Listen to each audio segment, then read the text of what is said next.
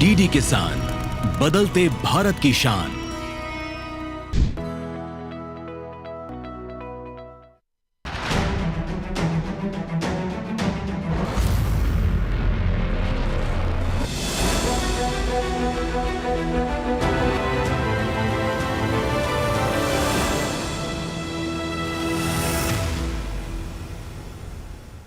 नमस्कार, दूरदर्शन किसान चैनल के लाइव फोन इन कार्यक्रम हेलो किसान में मैं अदिति शर्मा आप सभी का स्वागत करती हूँ।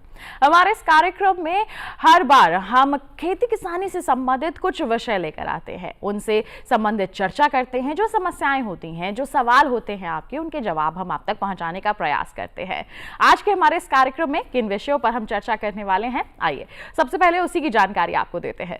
आज के हमारे इस कार्यक्रम में बात होगी ग्रीष्मकालीन मूंग और उड़द की खेती के बारे में और साथ ही बेमौसमी हरे धनिये की खेती के बारे में। जी हां, बेमौसमी हरे धनिये की खेती पर चर्चा होगी। ग्रीष्मकालीन मूंग एवं उड़द की खेती पर आज हम विस्तृत चर्चा करने वाले हैं। आपके पास इन विषयों से संबंधित कोई सवाल है, कोई जानकारी आप हासिल करना चाहते हैं तो उसके लिए आप हमारे टोल फ्री नंबर पर कॉल कर सकते हैं। टोल फ्री नंबर है 1800-113060, 1800-113061। हमारे टोल फ्री यानी कि निःशुल्क नंबर है जिस पर आप अगले 1 घंटे के दौरान कॉल करके अपने सवाल, अपनी जो समस्याएं हैं हमसे साझा कर सकते हैं। साथ ही आपको बता दें व्हाट्सएप नंबर पर आप मैसेज कर सकते हैं। 8800520717 हमारा व्हाट्सएप का नंबर है। और एक और माध्यम है हमारी ईमेल आईडी hellokisan2015@gmail.com। हमारी ईमेल आईडी है hellokisan2015@gmail.com। इस पर आप तुरंत से मेल करेंगे, हम उसे कार्यक्रम में जरूर शामिल करेंगे। अब आपके सवाल तो हम तक पहुंच जाएंगे, जवाब आप तक कौन पहुंचाएगा? उसके लिए हमारे साथ स्टूडियो में हमारे विशेषज्ञ उपस्थित हैं। आइए परिचय करवा दें। हमारे साथ डॉक्टर दिनेश कुमार उपस्थित हैं। बता दें प्रधान वैज्ञानिक है सस्य विज्ञान संभाग, भारतीय कृषि अनुसंधान संस्थान पूसा, नई दिल्ली में। साथ ही उपस्थित हैं डॉक्टर रविंद्र सिंह जी भी, ये प्रधान वैज्ञानिक है राष्ट्रीय बीजीय मसाला अनुसंधान केंद्र अजमेर, राजस्थान में। आप दोनों का ही मैं बहुत बहुत स्वागत करना चाहूंगी कार्यक्रम हेलो किसान में। आज हम विस्तृत चर्चा करेंगे मूंग, उड़द और साथ ही साथ बेमौसमी धनिये की खेती के बारे में। अब किसान भाइयों बहनों, हमने आपको बता दिया है किन पर चर्चा होने वाली है, कौन से हैं हमारे विषय, माध्यम बता दी हैं जिनके जरिए आप अपने सवाल हम तक पहुंचा सकते हैं। तो अब अपना फोन उठाइए, अपने सवालों का जो सिलसिला है उसकी शुरुआत कीजिए। बहरहाल हम अपनी चर्चा की यहां पर शुरुआत कर लेते हैं और सबसे पहले डॉक्टर दिनेश कुमार का मैं रुख करना चाहूंगी। हम बात करते हैं जब ग्रीष्मकालीन मूंग और उड़द की खेती के बारे में, तो इसकी बुआई का सही समय क्या है? सबसे पहले तो इसके बारे में बताएं। जी बिल्कुल, देखिए हमारी रबी की जो फसलें हैं उनकी कटाई हो चुकी है या कुछ की बाकी है जो चल रही है, और इनकी कटाई के तुरंत बाद ही मूंग और उड़द की जो ग्रीष्मकालीन फसल है उसकी बुआई का समय है। यानी इस समय इसकी बुआई का समय चल रहा है और जो किसान भाई इच्छुक हैं तुरंत इसकी इन फसलों में से किसी एक की बुआई कर सकते हैं।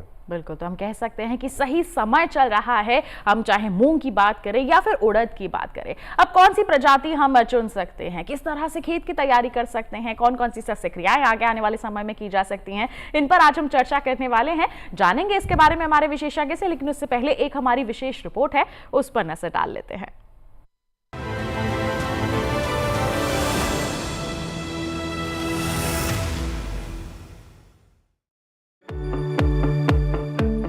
ग्रीष्मकालीन उड़द और मूंग में पहले बात करते हैं ग्रीष्मकालीन उड़द की।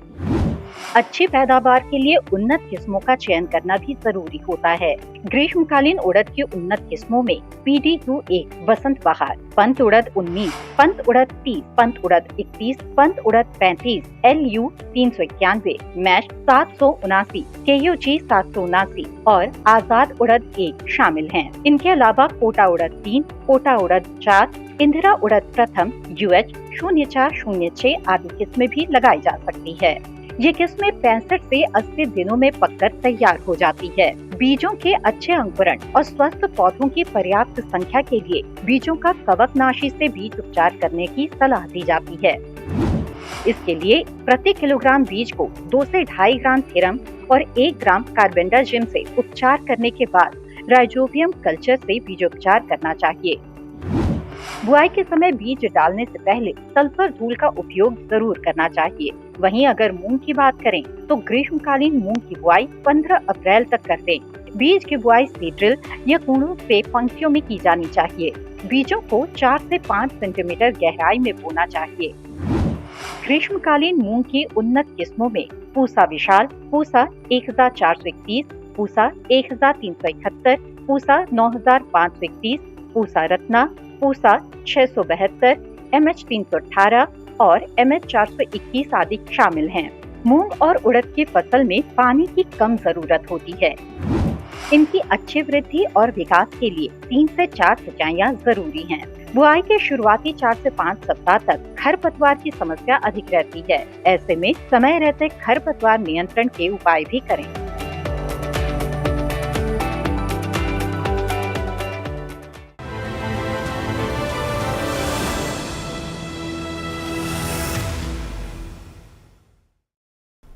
तो देखिए अभी आपने एक रिपोर्ट जो कि आधारित थी ग्रीष्मकालीन उड़द और मूंग की खेती पर। जैसे आपने बताया कि खुले खेत में अगर या फिर कहीं खुले मैदान में अगर हम खेती कर रहे हैं तो शेड नेट की बहुत ज़रूरत है, अन्यथा जो पैराबैंगनी किरणें हैं वो प्रभाव डाल सकती हैं। और क्या क्या समस्याएं आती हैं जब हम खुले खेत में बेमौसमी हरे धनिये की खेती करते हैं? सबसे बड़ी समस्या तो क्या है कि जैसे पानी जल्दी जल्दी इवोपरेट होता है खुले खेत में। खुले में अगर अपन हरा धनिया लगाते हैं बेमौसमी तो उसमें पानी इवोपरेट होता रहेगा और जो धनिये की गहराई है वो हार्डली मतलब 0.5 सेंटीमीटर रखी जाती है इसमें। आइए देखते हैं बेमौसमी हरे धनिये की खेती पर आधारित हमारी एक विशेष रिपोर्ट।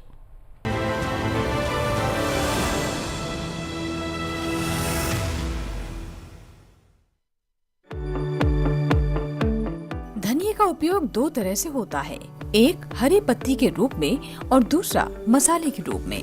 हरी पत्ती के लिए धनिये की खेती के लिए दोमट मिट्टी सबसे अच्छी मानी जाती है।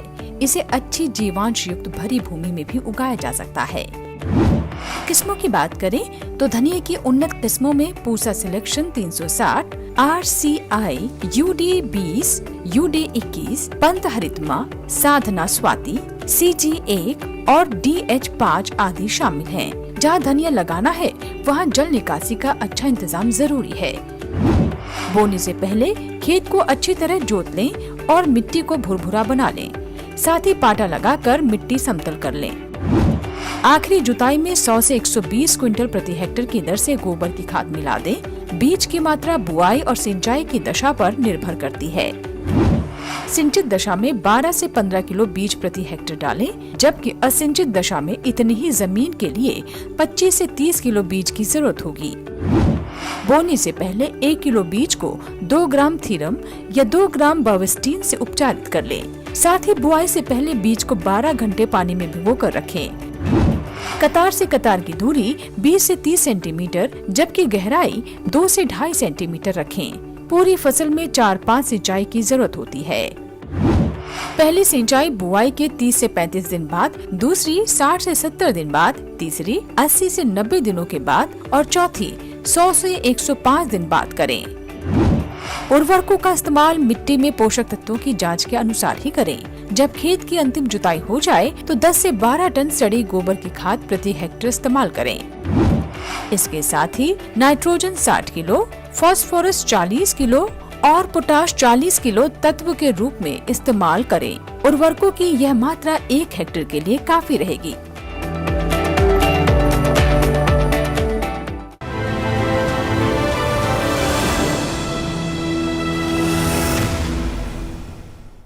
तो अभी आपने बेमौसमी हरे धनिये की खेती के बारे में विस्तृत जानकारी हासिल कर ली। तो आइए इसी से संबंधित कुछ सवाल हैं, कुछ जानकारी हम हमारे विशेषज्ञ से भी जान लेते हैं। डॉक्टर रविंद्र सिंह जी का यहाँ पर रुख कर लेते हैं। जैसे अभी हमने रिपोर्ट में जाना है कि बेमौसमी हरे धनिये की खेती किस प्रकार कर सकते हैं, क्या क्या जो सावधानियां हैं वो बरत सकते हैं, संक्षेप में जाना है, विस्तार से आपसे जानेंगे। लेकिन सबसे पहले तो आप ये बता दें कि जब बेमौसमी हरे धनिये की खेती की जाती है तो उससे फायदा क्या होता है? जो बेमौसमी धनिये का जो समय है वो अभी अप्रैल से लेके अगस्त सितंबर तक।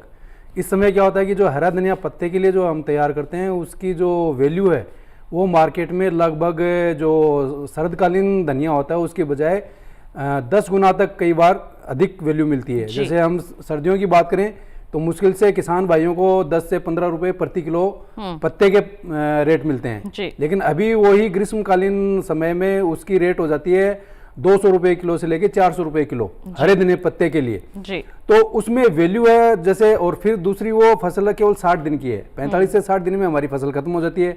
दाने वाली फसल है वो लगभग 150 दिन की फसल होती है जी। तो किसानों को ये ऑफ सीजन की जो लीफी कोरिएंडर है, जो पत्ते के लिए हम हरा धनिया पैदा कर रहे हैं, उसमें मुनाफा वो कई गुना है जी। तो मुनाफे के कारण से और साथ में इसमें थोड़ी लागत और थोड़ी तकनीकी जानकारी के साथ अगर किसान भाई खेती करते हैं इस फसल की तो अच्छा फायदा और अच्छा मुनाफा ले सकते हैं। बिल्कुल, बेमौसमी भी अगर हरी धनिया की खेती करते हैं तो जो अच्छे दाम है वो अर्जित किए जा सकते हैं, क्योंकि छोटी अवधि में अच्छी तरह से तैयार हो जाती है ये फसल, लेकिन सावधानियां बरतने की बहुत ज़्यादा ज़रूरत होती है। तो आइए हम डॉक्टर सिंह आपसे ही जान लेते हैं, जैसे आपने कहा कि फ़ायदा मिल सकता है हमारे किसानों को, तो बेमौसमी हरे धनिया की जो खेती है वो कर कब सकते हैं, समय क्या रहता है उसका? हाँ, जैसे अभी मैंने बताया कि अप्रैल के महीने में अभी जैसे टेम्परेचर बढ़ना शुरू हो गया है और शरदकालीन जो भी फसलें लगा रखी थी किसान भाइयों से वो उनकी खेत से खाली हो गई हैं या खाली होने का समय आ गया है। तो इस समय क्या कि अब टेम्परेचर बहुत बढ़ जाएगा और टेम्परेचर के साथ साथ जो ब्राइट सनशाइन है, जो धूप है, उसके कारण से यूवी जो रेज हैं, अल्ट्रावायलेट रेज हैं, उनके कारण से पैराबैंगनी किरणों के कारण से जो हरे धनिया की पत्तियां हैं वो खराब हो जाती हैं। तो पहली आवश्यकता इसमें पड़ती है सेडनेट की जी। या फिर रिपीटेड इरिगेशन, लाइट इरिगेशन, क्योंकि वो जो ग्रीष्मकालीन जो धनिया है पत्ते के लिए उसके लिए बार बार सिंचाई लेकिन हल्का पानी चाहिए, तो उसमें बूंद बूंद सिंचाई प्रणाली हो या माइक्रो स्प्रिंकलर हो या रेन पाइप आजकल आ रहे हैं तो उसकी व्यवस्था हमें करनी पड़ेगी। और साथ में अगर सेड नेट लगा देते हैं तो हमने अलग अलग तरह के तजुर्बे किए हैं और उसमें ये पाया गया है कि 75% सेड नेट इंटेंसिटी का, शेडिंग इंटेंसिटी का जो सेड नेट है वो हो हरे रंग का, या फिर 50% शेडिंग इंटेंसिटी का काले रंग का नेट हो। तो उसके सेड नेट की अगर व्यवस्था किसान भाई कर लेते हैं तो ऑफ सीजन में 3 महीने में लगभग 3 फसलें, 4 महीने में लगभग 3 फसलें लेके और पहले वर्ष में ही किसान की सारी लागत निकल जाती है, उसकी शेड नेट की भी, स्ट्रक्चर की भी, और बहुत अच्छा मुनाफा ले सकते हैं। बिल्कुल, तो देखिए यहाँ पर अभी सही समय चल रहा है, आपको अच्छा मुनाफा अर्जित करना है तो आप निश्चित तौर पर बेमौसमी हरे धनिये की खेती का रुख कर सकते हैं। और साथ ही साथ डॉक्टर दिनेश कुमार ने ये भी बताया था कि मूंग और उड़द भी समय लगाई जा सकती है, तो इसके लिए क्या कहेंगे आप हमारे दर्शकों को? जी बिल्कुल, आपको सबसे पहले बीज की व्यवस्था करनी पड़ेगी। आपके जो क्षेत्र के लिए किस्में संस्तुत की गई हैं, इसकी किस्में हर क्षेत्र के लिए अलग अलग होती है, उन किस्मों का चयन करें। बीज आपका स्वस्थ होना चाहिए और सिंचाई के साधन बहुत जरूरी होते हैं। बिना पानी के गर्मियों के महीने में आप उड़द या मूंग की बुआई नहीं कर सकते। अगर सिंचाई सुनिश्चित हो तभी आप उड़द या मूंग की बुआई करें। जी बिल्कुल, तो सिंचाई व्यवस्था यहाँ पर होनी बहुत ज़रूरी है। यही डॉक्टर सिंह ने भी कहा था जब हम बेमौसमी हरे धनिये की खेती की बात कर रहे हैं, चाहे हम दलहनी फसलों में मूंग और उड़द की खेती की बात कर रहे हैं, तो हमें बहुत ज़रूरी है ये सुनिश्चित कर लेना कि सिंचाई की उचित व्यवस्था ज़रूर हो। तो क्या हम इसमें भी डॉक्टर दिनेश कुमार, जैसे डॉक्टर सिंह ने कहा था कि स्प्रिंकलर है, ड्रिप इरिगेशन है, इनका इस्तेमाल कर सकते हैं जिससे कम पानी में भी अच्छी तरह से सिंचाई हो सके और अच्छी उपज हासिल की जा सके? जी बिल्कुल, अब समय आ गया है कि हमें पानी की बचत करनी है। तो जिन किसान भाइयों के पास ड्रिप सिस्टम की सुविधा उपलब्ध है या स्प्रिंकलर की सुविधा उपलब्ध है, वहां निश्चित तौर पे आप इनका प्रयोग कर सकते हैं। खास करके ड्रिप सिस्टम ज्यादा कामयाब होगा गर्मियों के दिनों में।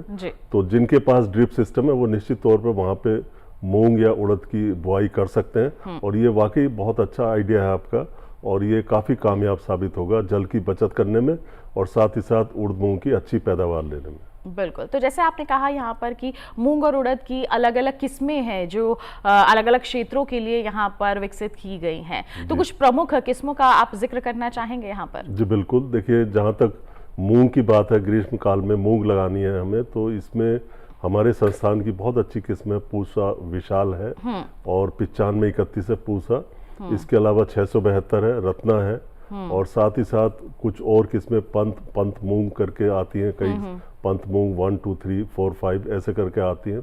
इसी तरीके से उड़द की अगर किस्मों की बात करें तो उड़द में पंत उड़द 19, पंत उड़द 35, शेखर 2, आजाद उड़द 1, तमाम किस्में हैं उड़द की और मूंग की जो किसान भाई लगा सकते हैं। हाँ, उन्हें अपने क्षेत्र के लिए अलग अलग किस्मों की जानकारी लेनी पड़ेगी और बीज का उपचार करना बहुत जरूरी होता है जिससे आप बहुत सारे रोगों से बच सकते हैं, फसल को बचा सकते हैं। बिल्कुल। तो अब कुछ प्रमुख किस्में हैं मूंग और उड़द की जिनका जिक्र हमारे विशेषज्ञ ने किया है, लेकिन अपने क्षेत्र के अनुसार ही आप अगर किस्मों का चयन करेंगे तो निश्चित तौर पर अधिक उत्पादन हासिल कर पाएंगे। और उसके लिए भी ये भी बहुत ज़रूरी है कि आप बीजोपचार करना ना भूलें, अन्यथा जो बीज जनित बीमारियां हैं वो आपकी फसल को प्रभावित कर सकती हैं, नुकसान आपको हो सकता है। तो ऐसे में इससे बचाव के लिए ज़रूरी है बीजोपचार ज़रूर कर लें।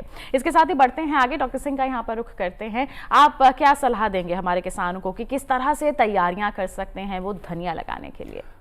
इसमें सबसे मुख्य ध्यान रखने वाली बात है ग्रीष्मकालीन धनिया में जो हमारे किसान भाई ध्यान रखें वो पहला तो जैसे इसमें जो बीज है उसकी वैरायटी का सिलेक्शन। इसमें सबसे बड़ी समस्या क्या आती है कि जैसे अपन शरदकालीन जो धनिया लगाते हैं वो ही अगर वैरायटी हम इसमें ग्रीष्मकालीन पत्ते के लिए धनिया वैरायटी लगाएंगे तो उनमें क्या कि जल्दी बोल्टिंग हो जाती है, मतलब उनमें फूल है वो लगभग 35 से 40 दिन में ही आ जाता है जी। तो उससे उसकी जो पत्ते की जो क्वालिटी होनी चाहिए वो नहीं बन पाती है। दूसरा उसमें सुगंध भी, जितने हम धनिया पत्ते के लिए खा रहे हैं वो खुशबू के लिए और साथ में वैल्यू एडिशन के लिए खा रहे हैं, तो वो वैल्यू भी उस तरह की नहीं मिल पाती है। तो उसमें जो वैरायटी हमारी जिनमें बोल्टिंग डिलेड हो, जिनमें फूल हैं वो लेट आते हों, तो ऐसे ही वैरायटी जैसे अजमेर ग्रीन कोरिएंडर की एक वैरायटी है, पंत हरितमा है, CO2 है, CO5 है, अर्का की बेंगलोर की IIHR की वैरायटी है। तो इनमें क्या कि बोल्टिंग है वो लगभग 60 दिन के बाद में आती है, मतलब फूल है इनमें 60 दिन के बाद में ही आएंगे। तो इन वैरायटियों का सिलेक्शन करना पहला। दूसरा जो धनिया है उसको स्प्लिट करना है, लगाने से पहले उसका बीज है उसको दाल के रूप में 2 दाने बनाने हैं उसके जी। अगर आप साबुत लगाएंगे तो उसमें जर्मिनेशन तो आ जाएगा, लेकिन उसका एक तो बीज की मात्रा ज्यादा लगेगी और कुछ दाने हैं वो नहीं निकलेंगे। तो उसका स्प्लिटिंग करनी है, 2 उसकी दाल बना के और उसके बाद में लगाना है। और साथ में 10 से 12 घंटा अगर हम भिगो देते हैं तो जर्मिनेशन भी बहुत फास्ट होगा और साथ में सीड को ट्रीट करना है। तो ये शुरू में ध्यान रखने वाली बातें हैं जो किसान भाई ध्यान दें तो अच्छा इसका धनिया है उसका जर्मिनेशन भी अच्छा होगा। तो जो शरदकालीन हमारी धनिया की किस्में हैं उनका चयन नहीं करना है, ग्रीष्मकालीन के लिए या फिर कहें कि बेमौसमी अगर हरे धनिया की खेती करनी है तो उसके लिए अलग किस्में हैं, उनका ही आप चयन यहाँ पर करें और बीजोपचार करना ना भूलें। और जो वो दाना है उसे अलग अलग करके ही उसकी बिजाई करेंगे तो निश्चित तौर पर अच्छा उत्पादन हासिल कर पाएंगे, यही कहना है हमारे विशेषज्ञ का। तो शुरुआती तौर पर आपको इन बातों का ध्यान रखना है। डॉक्टर दिनेश कुमार, अब मैं आपके पास आना चाहूंगी। आपने कहा कि ये जो समय है मूंग और उड़द लगाने के लिए बिल्कुल सही है, सिंचाई की व्यवस्था हमारे किसानों को सुनिश्चित कर लेनी चाहिए, किस्मों का भी अभी आपने जिक्र किया। आप ये बताएंगे कि अवधि कितनी रहती है, पकने में कितना समय लेती है ये फसल? जी ये बहुत कम समय लेती है ये फसलें उड़द और मूंग की, और ये अमूमन 65 से 70 दिन में पक के तैयार हो जाती है। बिल्कुल। तो जैसे धनिया के बारे में इन्होंने कहा था कि 60 दिनों में फसल जो है तैयार हो जाती है, तो मूंग और उड़द को लेकर भी हम यही कह सकते हैं कि 65-70 दिन के अंदर हो जाती है। तो छोटी अवधि में अच्छा मुनाफा दिलाने वाली फसल है ये, तो आप चयन कर सकते हैं, चाहे धनिया का करें या फिर दलहनी फसलों में रुख करना चाहते हैं तो आप मूंग और उड़द का कर सकते हैं। इसके साथ बता दें आज के कार्यक्रम के पहले कॉलर हमारे साथ जुड़ गए हैं, उनका सवाल आइए जान लेते हैं। हेलो योगेश जी, स्वागत है आपका कार्यक्रम में, पूछिए अपना सवाल। हेलो हेलो मैम मेरा सवाल है कि प्रमाणित बीज कहाँ से उपलब्ध होते हैं? किस चीज के बीज लेना चाहते हैं? ये मूंग और बिल्कुल मुजफ्फरनगर उत्तर प्रदेश से बात कर रहे हैं। कैसे उपलब्ध होंगे? जी बिल्कुल, देखिए इन दोनों फसलों के प्रमाणित बीज मैं सभी किसान भाइयों को कहना चाहूंगा कि आपको पहले से जाग के रहना पड़ेगा। अब फसल का टाइम चल रहा, अब बुआई का समय चल रहा, तो अब बहुत सी जगह बीज खत्म हो जाते हैं, नहीं मिल पाते। आपको एडवांस में जाना चाहिए। जैसे गर्मियों में बोने वाली फसल है, जाड़ों में हमारे जितने भी कृषि विश्वविद्यालय हमारे देश में जाड़ों में कम से कम एक किसान मेला सब जगह किया जाता है। जो हमारे संस्थान है ICR के, वहां भी किसान मेला रबी मौसम में किया जाता है, एक खरीफ के लिए किया जाता है। तो उस समय पे बीज हमें खरीद के रख लेना चाहिए। जहां तक अभी की बात है, आपका प्रश्न है, तो राष्ट्रीय बीज निगम है और आपके राज्यों के भी बीज निगम होते हैं। उत्तराखंड में तराई डेवलपमेंट कारपोरेशन है, बहुत सारे कारपोरेशन है जहां से प्रमाणित बीज मिलता है आपको, और अभी भी आप कोशिश कर सकते हैं, मिल सकता है। ICR के संस्थान है, वहां से प्रमाणित बीज मिलता है, और जो हमारे कृषि विश्वविद्यालय हैं वहां से भी प्रमाणित बीज मिलता है आपको। तो बहुत सारे साधन है जहां से आप प्रमाणित बीज ले सकते हैं। और अगर आपके पास प्रमाणित बीज नहीं है किसी वजह से, और तो आप जो पिछला आपका पुराना बीज है उसका भी प्रयोग आप कर सकते हैं। बिल्कुल। तो देखिए कहाँ से आप बीज ले सकते हैं इसके बारे में हमारे विशेषज्ञ ने आपको बता दिया है, लेकिन बीजों की खरीदारी के लिए पहले से ही यहाँ पर जागरूक रहना बहुत ज़रूरी हो जाता है ताकि बुआई के समय किसी भी तरह की समस्या ना आए। तो बिल्कुल ये बहुत ही महत्वपूर्ण बातें हैं जो हमारे दोनों ही विशेषज्ञ आप तक पहुँचा रहे हैं। इस सिलसिले को हम आगे भी जारी रखेंगे, लेकिन फिलहाल रुक रहे एक छोटे से ब्रेक के लिए। कहीं मजा आइए देखते रहिए हमारा लाइव फोन इन कार्यक्रम हेलो किसान और बने रहिए दूरदर्शन किसान पर।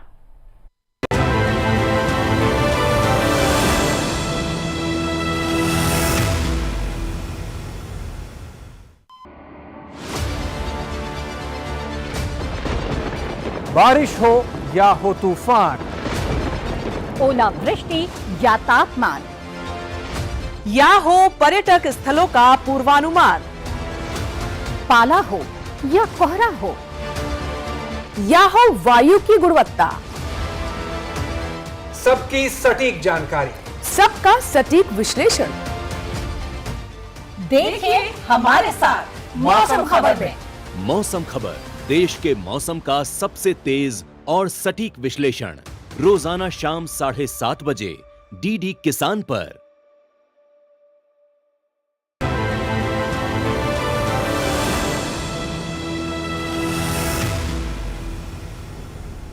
ब्रेक के बाद दूरदर्शन किसान चैनल के लाइव फोन इन कार्यक्रम हेलो किसान में आप सभी का फिर से स्वागत। आज हम बात कर रहे हैं ग्रीष्मकालीन मूंग और उड़द की खेती के बारे में और बेमौसमी हरे धनिया की खेती के बारे में। आपके पास कोई भी सवाल है जल्दी से अपना फोन उठाइए, आप हमारे टोल फ्री नंबर पर कॉल कीजिए, व्हाट्सएप नंबर पर मैसेज कीजिए या फिर ईमेल आईडी पर मेल करके अपने सवाल हम तक पहुंचा सकते हैं। और बता दें इस वक्त भी एक कॉलर हमारे साथ जुड़ गए हैं, नंद स्वरूप मिश्रा जी बाराबंकी उत्तर प्रदेश से। आइए जाने उनका क्या सवाल है। हेलो हेलो नमस्कार, स्वागत आपका कार्यक्रम में, पूछिए अपना सवाल। नमस्कार सर, मेरा नाम नंद स्वरूप मिश्रा बाराबंकी से। पहला सवाल हमारा ये जो बेमौसम हरी धनिया खेती करते हैं, कई समय गर्मी पड़ रही तो हमें खुले मैदान में हरी धनिया की खेती कैसे करनी चाहिए और पार्टी हाउस में हमें कौन कौन सी चीजें अपनानी चाहिए। और दूसरी चीज जो हमारा मूंग है, इसमें जो फसल सुरक्षा में जो लगते हैं, बिहार का जो लाल तोड़ी होती है, लाल तोड़ी होती है, हरी बेहतर होता, सफेद मक्खी होती है, हरी का रस सूखने वाला ठीक होता, हरी बेहतर नीली होती, माहो होता। इनके बचाने के लिए हमें क्या करना चाहिए। और दूसरी चीज जब हमारा मूंग पक जाता है तो हमें पूरा पौधा काटना चाहिए कि जो पक जाता है उसको तोड़ना चाहिए और उसकी जो जड़ है हमें कैसे कैसे गजब करना चाहिए जिससे हमारी जो मृदा है उसका स्वास्थ्य और उसका जो है पैदावार में अधिक बढ़ोतरी हो। बिल्कुल, आपके दोनों ही सवाल यहाँ पर हमने सुने हैं, उनका विशेषज्ञ जवाब आप तक पहुँचाएंगे। तो क्या कहेंगे आप डॉक्टर सिंह, हरे धनिये की खेती के बारे में जानना चाहते हैं। खुले मैदान में, पॉली हाउस में क्या क्या सावधानियां बरतें? देखिए खुले मैदान में अभी जैसे मैं बात कर रहा था, अल्ट्रावायलेट रेज जो पैराबैंगनी किरणें हैं उनकी जो मात्रा है वो काफ़ी अधिक मात्रा में होती है इस समय गर्मियों में। तो सेडनेट होगा तो अच्छा उत्पादन होगा, और सेडनेट अगर आप नहीं लगा पा रहे हैं तो आपको बार बार लाइट इरिगेशन जो माइक्रो स्प्रिंकलर या रेन पाइप हैं उनके द्वारा और पानी की व्यवस्था प्रॉपर रखनी पड़ेगी। खुले की खेत में संभावना अच्छी हो जाती है, लेकिन उसमें रिस्क एक ही है, अगर बाई चांस अगर आप एक दिन के लिए भी अगर पानी की व्यवस्था नहीं कर पाए, अगर उसमें टेम्परेचर से ज़्यादा नुकसान नहीं होगा, लेकिन पैराबैंगनी किरणें हैं वो क्या कि धनिया को एक दिन में ही उसके जो क्लोरोफिल कंटेंट है उसको बनाना खत्म कर देती हैं। तो हमने ये देखा है कि जैसे सेडनेट लगा देते हैं तो उसमें रिस्क बिल्कुल भी नहीं होती, और रिस्क कम करने के लिए सेडनेट की रिकमेंडेशन दी गई है कि ऑफ सीजन में अगर आप बेमौसमी हरे धनिया की खेती आप मई और जून के महीने में, अप्रैल मई और जून, क्योंकि अभी तापमान और जैसे मैं राजस्थान की बात करूं तो 42 डिग्री, हमारे उत्तर प्रदेश में भी काफी जगह 40 के आसपास तापमान आ गया है, और ये बढ़ते बढ़ते अब 43, 44 और 45 डिग्री तक पहुंच जाएगा। तो टेम्परेचर को तो फसल सहन कर लेगी, लेकिन अल्ट्रावायलेट रेज हैं उनको सहन नहीं कर पाएगी। उसके कारण से पैराबैंगनी किरणों के कारण से पत्ते वो पीले पड़ जाएंगे और बाद में पौधे की मृत्यु भी हो जाती है, खत्म हो जाता है पौधा। तो इसके लिए उससे बचाने के लिए सेडनेट लगाना ही पड़ेगा। पॉली हाउस की बात करें तो क्या करें? हाँ, पॉली हाउस में थोड़ा सा ध्यान ये रखना है कि साइड के वेंटिलेशन है वो अपने खोलने पड़ेंगे, क्योंकि अगर जैसे अपन पॉली हाउस में अगर कवरिंग मटेरियल आपने पॉलीशीट यूज कर रखी है तो वो टेम्परेचर थोड़ा और बढ़ा देती है। जैसे अपने खुले वातावरण का टेम्परेचर अगर 40 डिग्री है तो अंदर उसके अंदर 47 डिग्री तक 7-8 डिग्री तापमान और बढ़ जाता है। तो साइड के वेंटिलेशन है वो आपको प्रॉपर खोलने पड़ेंगे, और अगर एग्जॉस्ट लगा सकते हैं आप और साथ में कूलिंग और पैड सिस्टम लगा रखा है तो बहुत ही उसमें फिर कोई दिक्कत नहीं है। आप पूरे बेमौसमी धनिया की खेती बहुत अच्छे तरीके से कर सकते हैं। बिल्कुल। तो पैड एंड फैन सिस्टम हो या फिर फोगर्स रेगुलर चलाने पड़ेंगे टेम्परेचर मेंटेन करने के लिए जी। और खेत में जो आप ड्रिप लाइन के अलावा साथ में जो रेन पाइप्स हैं, माइक्रो रेन इरिगेशन है या माइक्रो पाइप्स हैं इरिगेशन के लिए, वो आपको बराबर रेगुलर ऑपरेट करने पड़ेंगे। बिल्कुल, तो ये कुछ सावधानियां हैं जब आप पॉली हाउस में बेमौसमी हरे धनिया की खेती कर रहे हैं तो उस समय आपको बरतनी है। इनका सवाल मूंग के संबंध में भी था, डॉक्टर दिनेश क्या कहेंगे? बहुत सारे कीट हैं, चाहे माहू कहे, चूसा कीट कहे, लाल सुंडी, सफेद मक्खी, इन सब के बारे में जानना चाहते हैं। वो भी बताएंगे और इन्होंने मोटी मोटी 3 बातें हमसे पूछी हैं। एक तो किस्मों के बारे में आपने जानना चाहा, तो विराट है आपके यहाँ, विराट लगाई जा सकती है, सूर्या, वसुधा, हीरा, पीडीएम 11, पीडीएम 54, ये पूर्वी उत्तर प्रदेश में किस्में लगा सकते हैं। इनका बीज अभी भी आप कानपुर से पता कर सकते हैं, वहाँ हमारे आईसीआर का दलहन संस्थान है, वहाँ से संभावना यह है कि आपको इनमें से किसी एक किस्म का बीज मिल जाएगा। और दूसरा, आपने बड़ी अच्छी बात है कि हमारे किसानों को भी जानकारी है कि मूंग और उड़द में कौन कौन से कीट आते हैं। आपने पूरी लिस्ट बता दी, भाई ये कीड़े आते हैं। तो इसमें जैसे चेपा आता है, चेपा नुकसान करता है। इसके अलावा फली छेदक कीट है, वो भी आता है। व्हाइट फ्लाई जो सफेद मक्खी है वो भी आ जाती है और वो तो विषाणु को भी फैलाती है। साथ ही साथ और एक बिहार हेरी कैटरपिलर की बात की आपने, तो पहले तो आप जांच लें कि इनसे काफी नुकसान हो रहा है। अगर इक्का दुक्का कीड़ा दिखाई दे तो आपको घबराने की जरूरत नहीं है। हाँ, अगर आपको जैसे सफेद मक्खी दिखाई दे या चेपा हो या इस तरह के कीट हो जो चूसते हो रस को, थ्रिप्स हो, इनके लिए आप इमिडाक्लोपिड नाम की दवाई लें। इसकी 1 मिलीलीटर मात्रा प्रति 3 लीटर पानी और इस तरह का 400 से 500 लीटर घोल बना के प्रति हेक्टर के हिसाब से छिड़कना है। दूसरा आपका कीट था जो बिहार हेरी कैटरपिलर है, इसके लिए हमें पाउडर वाले जो इंसेक्टिसाइड है वो डालने पड़ते हैं। इसके लिए मेलाथियान डस्ट ले सकते हैं 5%, ये 20 से 25 किलोग्राम प्रति हेक्टर के हिसाब से आपको डस्टिंग करनी पड़ेगी जी। और फली छेदक के केस में वही जो इमिडाक्लोपिड है वही काम कर जाएगा आपका। दूसरा एक और सवाल था आपका, तीसरा सवाल बल्कि, कि भाई कटाई का हम क्या करें जो मूंग की कटाई है। तो इसमें देखिए अभी कोई ऐसी किस्म नहीं है कि जिसको हम एक बार में जो है काट लें और फसल पक जाए। इसमें कम से कम 2 तुड़ाई आपको करनी पड़ सकती है और पहली तुड़ाई में थोड़ा कम मिलता है लेकिन दूसरी तुड़ाई में दाना अच्छा मिल जाता है और तीसरी तुड़ाई के टाइम आप इंतजार करें और फसल को काट सकते हैं।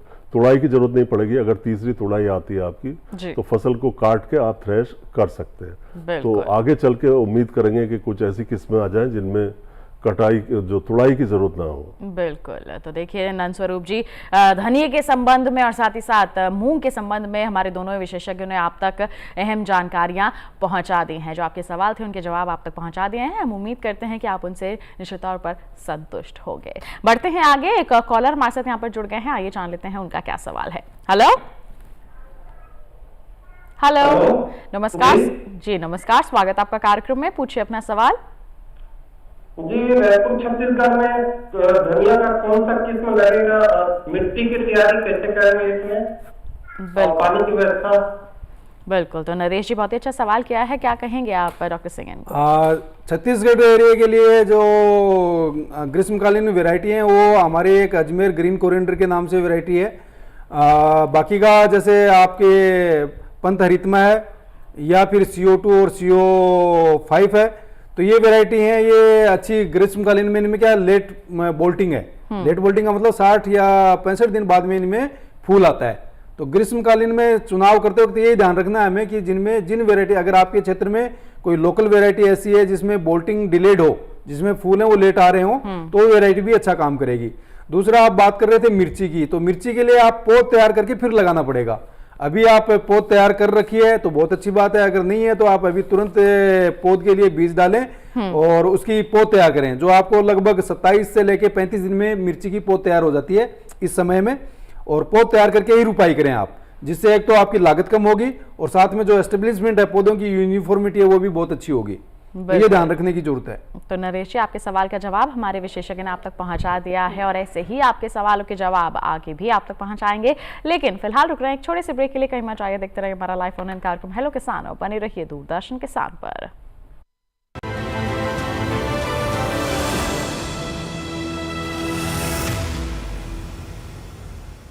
डीडी किसान ने कर ली है तैयारी, यहां मिलेगी पशुपालन की हर एक जानकारी। घर आंगन से लेकर व्यावसायिक फार्म तक, मुर्गी पालन से लेकर रेगिस्तान के जहाज तक, बीमारियों से पशुपालक बिल्कुल ना हो परेशान। विशेषज्ञ करेंगे आपकी समस्या का समाधान। देखिए अपना पशु चिकित्सक हर रविवार शाम 6:30 बजे दूरदर्शन किसान पर।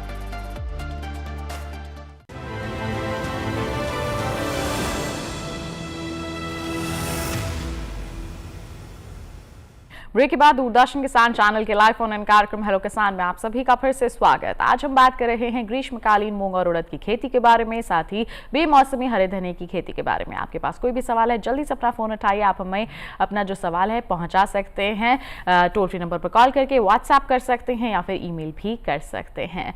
आइए इसी के साथ हम आगे बढ़ते हैं और बीजोपचार के बारे में अभी डॉक्टर सिंह ने जानकारी दी, तो इसी से संबंधित जानकारी आपसे भी लेना चाहेंगे डॉक्टर दिनेश कुमार। आप पहले आपने कहा था कि बीजोपचार बहुत जरूरी है, तो बीजोपचार किस तरह से करें? अगर हम मूंग और उड़द की खेती कर रहे हैं तो बुआई के लिए तैयारियां कैसे करें, मिट्टी कैसी हो, इन सब के बारे में बताएं।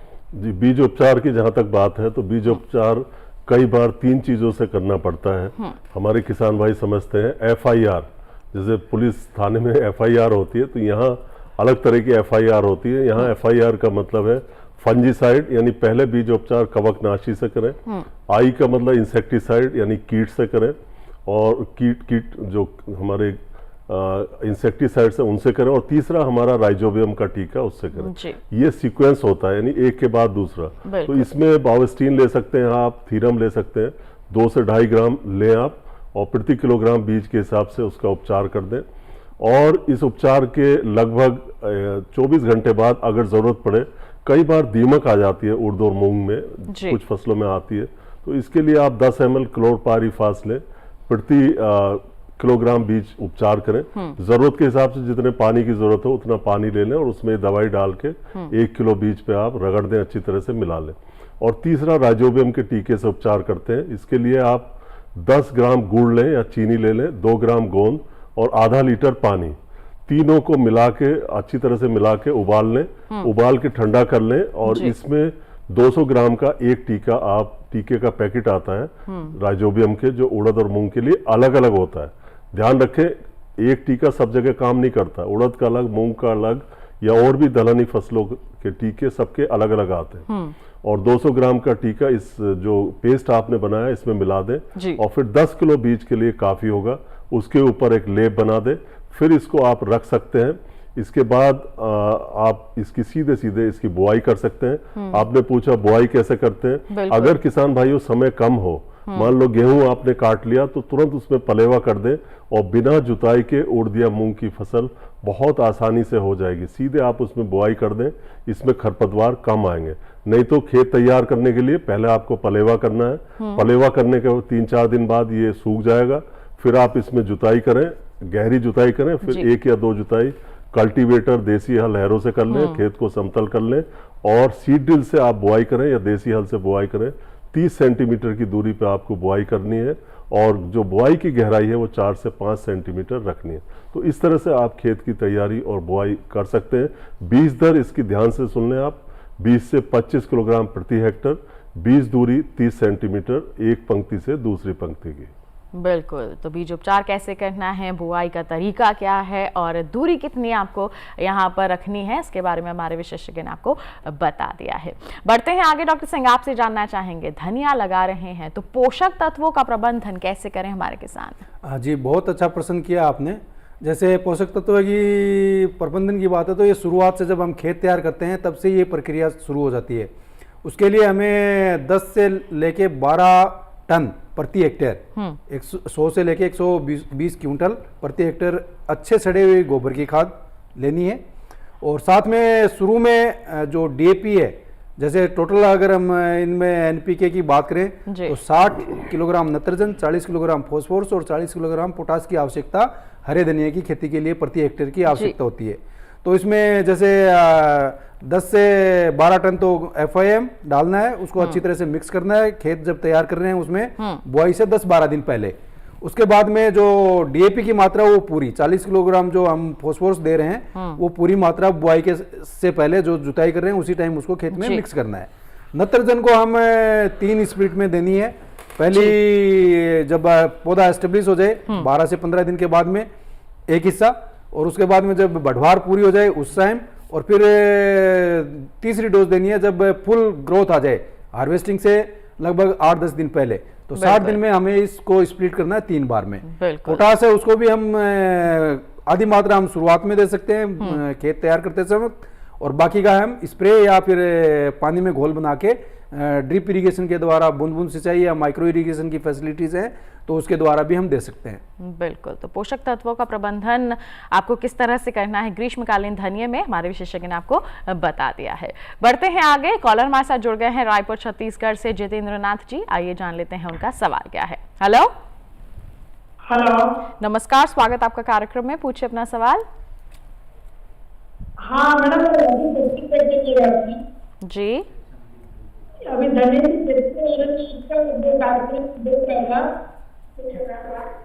जी, क्या जानना चाहते हैं आप धनिये के बारे में?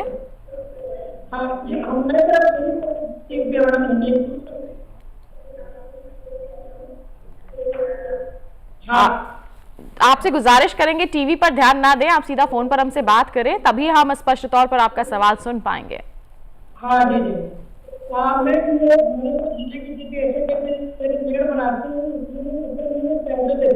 जी हाँ, तो मैं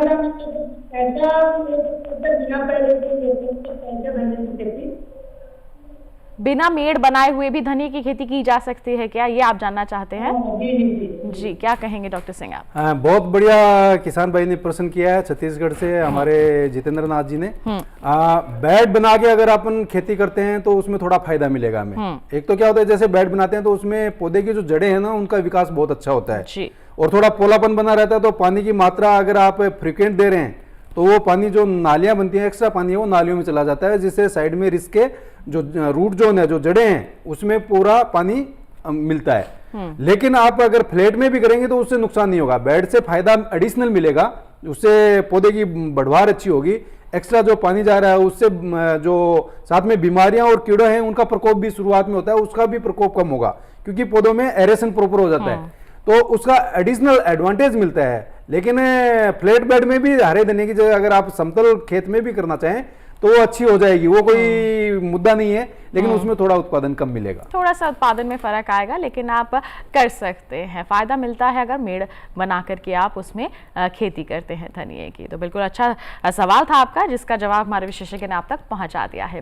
बढ़ते हैं आगे और डॉक्टर दिनेश कुमार आपसे भी जानना चाहेंगे पोषक तत्व प्रबंधन के बारे में, क्या कहेंगे आप दलहनी फसलों के बारे में? जैसा कि सभी किसान भाई जानते हैं कि उड़द और मूंग ये दोनों दलहनी कुल की फसलें हैं जी। तो इनकी नाइट्रोजन उर्वरक की आवश्यकता बहुत कम होती है जी। होता क्या है कि शुरू के 20-25 दिन नाइट्रोजन का फिक्सेशन या यौगिकीकरण ये नहीं कर पाती फसल, यानी इनमें जो गांठें होती हैं दलहनी फसलों में उनमें जो हमारी वायुमंडल की नाइट्रोजन होती है वो फिक्स हो जाती है, उसका यौगिकीकरण हो जाता है। लेकिन शुरू के 20-25 दिन के लिए हमें स्टार्टर डोज देनी पड़ती है नाइट्रोजन की, जो कि मात्र 20 से 25 किलोग्राम प्रति हेक्टेयर के हिसाब से नाइट्रोजन देनी पड़ती है। इसको किसान भाई ना भूलें, नहीं तो बढ़वार हमारी फसल की कम होगी, फिर उसमें जो गांठें हैं वो भी कम बनती हैं। दूसरा, फास्फोरस की बात करें तो 30 से 40 किलोग्राम फास्फोरस भी डालना पड़ता है और पोटाश आप मिट्टी की जांच के आधार पर डालें, और मोटे तौर पे अभी भी कहीं कहीं पोटाश की कोई खास जरूरत नहीं पड़ती, तो इसके लिए आप 100 किलोग्राम डीएपी, याद रखें 100 किलोग्राम डीएपी प्रति हेक्टर आपको जरूरत होगी। और मिट्टी की जांच के आधार पर आजकल कहीं कहीं गंधक की भी कमी महसूस की जा रही है, अगर ऐसा हो तो आप जांच कराएं और गंधक का प्रयोग इसमें करें, बाकी इसमें कोई और खास पोषक तत्वों की आवश्यकता नहीं होती। बिल्कुल, तो देखिए किस तरह से आपको करना है मूंग और उड़द में पोषक तत्वों का प्रबंधन, जो ज़्यादा अनिवार्य नहीं है, मतलब ज़्यादा करने की ज़रूरत नहीं है, निश्चित एक सीमित मात्रा में ही करने की ज़रूरत है। आप किस तरह से कर सकते हैं हमारे विशेषज्ञ ने आपको बता दिया है। बढ़ते हैं आगे और अब मैं जानना चाहूँगी, जैसे खरपतवार है वो बहुत प्रभावित करती है बढ़वार को, तो दोनों से ही सवाल इसका लेना चाहूँगी। डॉक्टर सिंह, पहले आप बता दें धनिये में खरपतवारों का क्या किया जाए? आपने बहुत सही प्रश्न किया है। किसान भाई की जो लागत आती है मैक्सिमम वो बीज के बाद में खरपतवार नाशक या खरपतवार को खत्म करने के लिए निराई गुड़ाई में जो खर्चा होता है वो बहुत ज्यादा होता है। तो इसके लिए शुरुआत में पेंडेमिथिल नाम की दवाई है, वो धनिये में काफी कारगर काम करती है। शुरुआत में घास को लगभग 25 से 30 दिन तक रोकती है। तो किसान भाइयों को ये पेंडेमिथिलिन है वो आधा ml प्रति लीटर पानी, तो और लगभग 250 से 300 लीटर पानी प्रति एकड़, मतलब मैं हेक्टेयर की बात करूं तो लगभग 800 से 1000 लीटर पानी प्रति हेक्टेयर चाहिएगा। उसमें शुरुआत में स्प्रे करें। शुरुआत का स्प्रे का मतलब यह है बुआई के 24 घंटे से लेकर 48 घंटे के बीच में जी। जिस टाइम खेत के अंदर नमी हो। अगर नमी नहीं है उसके बाद में स्प्रे करेंगे तो दवाई का असर कम आएगा, उसका जितना असरकार होनी चाहिए उतनी नहीं मिलेगी। तो ये शुरू में पेंडेमिथिलिन नाम की दवाई है, उसका स्प्रे कर दें तो काफी हम इसमें धनिये में इसका प्रबंधन कर सकते हैं खरपतवारों का। और बाद में एक गुड़ाई हल्की, अगर घास है तो हल्की सी गुड़ाई आपको करनी पड़ेगी। बिल्कुल। डॉक्टर दिनेश कुमार जी, आप क्या कहना चाहेंगे खरपतवार मूंग या उड़द की जो फसल है, मूंग या उड़द की फसल है, ये वैसे धरती को घेर लेती है, जमीन को घेर लेती है, खास करके मूंग की फसल। उड़द की पैदावार थोड़ी मूंग के मुकाबले कम रहती है, तो उड़द में ज्यादा आते हैं खरपतवार, मूंग में भी आते हैं। तो शुरू में पेंडिमिथालिन का यहाँ भी प्रयोग करना है आपको। पेंडिमिथालिन का जो व्यावसायिक उत्पाद आता है, जो बाजार से आप खरीदते हैं, 30% में आती है, उसकी 3.25 लीटर मात्रा लें, 500 लीटर पानी में घोल बनाएं और प्रति हेक्टर के हिसाब से इसको छिड़क दें। और छिड़काव हो सके तो जिस दिन बुआई आपने की है उसी दिन कर दें, क्योंकि फिर मिट्टी में नमी नहीं रहेगी, नमी उड़ जाएगी और इसका प्रभाव बहुत कम हो जाएगा। तो ये जो हर्बिसाइड है, जो दवाई आपको बताई है, ये तुरंत प्रयोग में करें। इसके बाद 20 से 25 दिन बाद एक निकाई गुड़ाई की आपको जरूरत पड़ सकती है, फिर खरपतवार आपके इससे नियंत्रित हो जाते हैं। बिल्कुल। तो इस तरह से आप खरपतवार नियंत्रण कर सकते हैं, चाहे हम धनिये की बात करें या फिर मूंग और उड़द की ही क्यों ना बात करें। अब हम बढ़ते हैं आगे, और जैसे जैसे हम बढ़ रहे हैं आगे वैसे हम चर्चा कर रहे हैं कि किस तरह से हम सस्य क्रियाएं कर सकते हैं। हमारी धनिये की खेती की बात करें, चाहे मूंग और उड़द की खेती की बात करें, खरपतवार के बारे में हमने बात कर लिया, पोषक तत्व के बारे में हमने बात कर लिया, सिंचाई के बारे में लगातार हमारे दोनों विशेषज्ञ बता रहे हैं कि बहुत ही महत्वपूर्ण है गर्मी के में इन फसलों में सिंचाई की सुनिश्चितता करना है। यहाँ पर अब मैं आपसे जानना चाहूंगी कि जैसे कीट लग जाते हैं, रोग लग जाते हैं, उनके लिए क्या प्रबंधन करें हमारे किसान। इसके बारे में आप थोड़ी थोड़ी जानकारी दे चुके हैं, लेकिन एक बार पुनः चाहेंगे आप दोहरा दें। डॉक्टर सिंह, आप क्या कहेंगे? हरे धनिये की जहां तक बात है तो शुरू में जब बीज लगाते हैं उसी टाइम उकटा रोग आने की या जड़ गलन है वो आने की संभावना रहती है। तो उसके लिए मैंने ट्राइकोडर्मा और आपका बीज उपचार के बारे में बताया था, तो वो सीड को उपचारित करना है। उसके बाद में इसमें हरे धनिये में केवल गर्मियों में थ्रिप्स की समस्या आ सकती है, बाकी की और ज्यादा कीट नहीं आएंगे इसमें ग्रीष्मकालीन में, लेकिन थ्रिप्स की कई बार जहां अगर सेड नेट लगा रखा है या आपके खेत के आसपास वेजिटेशन ज्यादा है तो थ्रिप्स के आने की संभावना ज्यादा है। ये रस चूसने वाला कीट है, तो इसके लिए इमिडाक्लोरोपिड या थायोमिथेक्साम नाम की दवाई है। इमिडाक्लोरोपिड है वो लगभग 0.3 ml प्रति लीटर पानी में काम में लेनी है जी। और थायोमिथेक्साम है वो आधा ग्राम है प्रति लीटर पानी में काम में लेना है। लेकिन एक चीज ध्यान देने वाली बात है, इसमें हमारे किसान भाई इंसेक्टिसाइड तो काम में ले लेते हैं, लेकिन उसमें गोंद है, जो चेपा है वो